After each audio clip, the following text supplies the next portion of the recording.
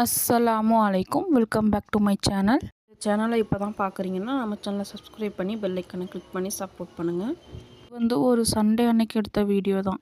அன்றைக்கி மூவி போகலாம் அப்படிங்கிற பிளான் இருந்ததுனால அதை உங்க கூட ஒரு விலாகாக ஷேர் பண்ணியிருக்கேன். ஸோ தொடர்ந்து ஸ்கிப் பண்ணாமல் பாருங்கள்.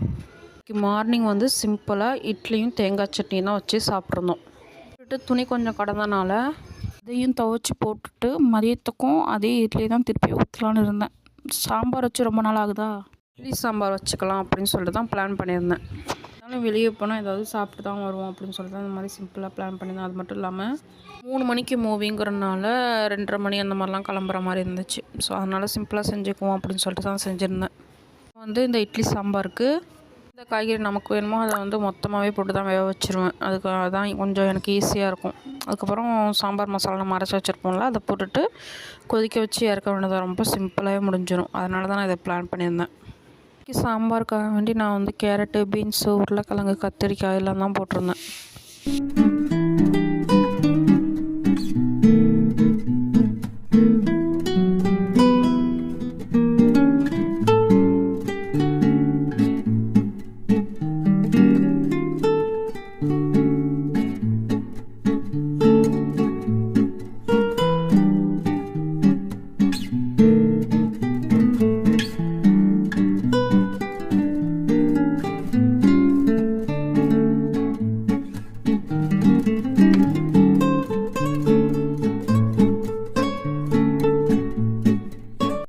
பருப்பையும் வேக வச்சுட்டு பக்கத்துலேயே இட்லியும் ஊற்றி வச்சுட்டேன். ஒரே வேலையாக முடிஞ்சிடும் அப்படின்னு சொல்லிட்டு எல்லா வேலையும் முடிச்சுட்டு சாப்பிட்டுட்டு பொறுமையாக தான் கிளம்பியிருந்தோம்.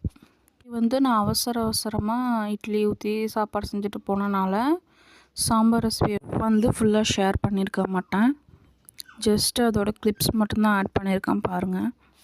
சாம்பார் ரெசிபி வேணும்னா கமெண்ட்டில் சொல்லுங்கள், நான் ஷேர் பண்ணுறேன்.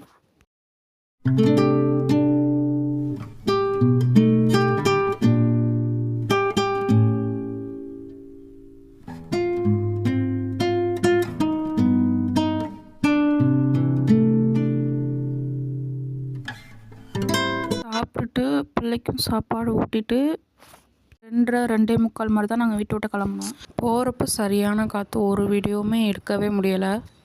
ஹேண்ட்பேக் கொண்டு பறந்துட்டு இருந்துச்சு, அந்த அளவுக்கு காற்று அடிச்சிட்டு இருந்துச்சு.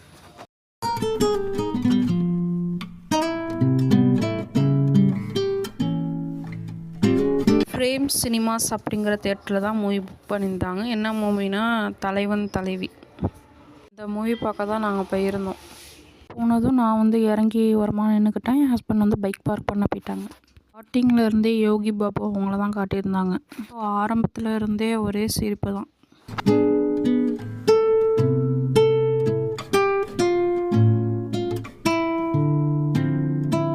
மூவியை பொறுத்த வரைக்கும் பெருசாக எதுவுமே கதை கிடையாது. ஹஸ்பண்ட் அண்ட் ஒய்ஃப்குள்ளே நடக்கிற சண்டை, அவங்க அப்படியே செய்கிறாங்களா, பிரிகிறாங்களா, என்ன ஏதுங்கிறத அந்த கதையாகவே வந்திருக்கு. ஸ்டார்டிங்லேயே ரொம்ப நல்லா தான் இருந்தது. ஸோ நான் ஃபுல் மூவியையும் சிரிச்சுக்கிட்டே தான் பார்த்துட்ருந்தேன். எந்த மூவியையும் தேட்டருக்கு போய் பார்க்கணுன்னு நினைக்கிற ஆள் கிடையாது. நான் கதையை கேட்டேன்னா போதும் அப்படிங்கிற மாதிரி ஆள் தான். மூவியோட ட்ரெய்லர் நல்லா இருந்தது அப்படின்னு சொல்லிட்டு தான் இந்த மூவிக்கு போகலாம் அப்படிங்கிற பிளானில் நாங்கள் இருந்தோம். இந்த மூவியில் நிறைய பரோட்டா வெரைட்டிஸ்லாம் காமிச்சிருக்காங்க. அதெல்லாம் பார்க்கும்போது ஒரு ஃபுட்டியாக எனக்கு அப்படியே டெம்ப்ட் ஆச்சு. படத்தை பொறுத்த வரைக்கும் ட்ரெய்லர் எப்படியோ அதுக்கேற்ற மாதிரி ஒர்த்தான படம் தான் இதுவும். என்னை பொறுத்த வரைக்கும் இந்த படம் ரொம்பவே நல்லா இருந்தது தான். ஃபேமிலியோட போனீங்கன்னா ஒரு சூப்பரான என்டர்டெயின்மெண்டான படம் தான். சிரிச்சுக்கிட்டே போயிட்டு சிரிச்சுக்கிட்டே வீட்டுக்கு திரும்பி வந்துடலாம்.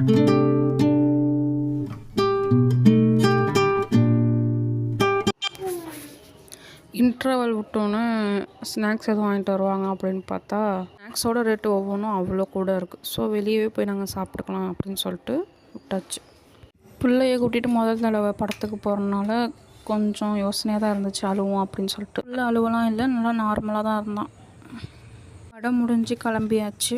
இந்த தேட்டர் ஃபுல்லாக ஒரு வீடியோ எடுத்துடலான்னு பார்த்தா முடியலை. நாங்கள் கிளம்பியே போயிட்டோம். படத்தை முடிச்சுட்டு ஸ்நாக்ஸ் தான் எதுவுமே சாப்பிடல இல்லையா, அதனால் டைரெக்டாக டாமினோஸ் தான் போயிருந்தோம்.